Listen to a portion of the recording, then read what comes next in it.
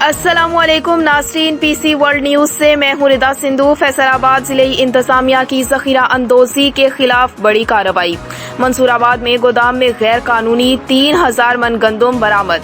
हमारे नुमाइंदे खुसूसी गुलाम दस्तगीर की रिपोर्ट के मुताबिक गोदाम मालिक गुलाम अब्बास ने गंदम की बोरियां 10 दुकानों में जखीरा कर रखी थी।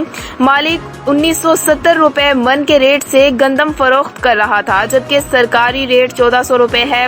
Assistant commissioner city Syed Ayub Bukhari का छापा। गोदाम मालिक गुलाम अब्बास जेरे हिरासत। बरामद की गई गंदम मुकर्ररा सरकारी निर्ख पर फरोख्त की जाएगी।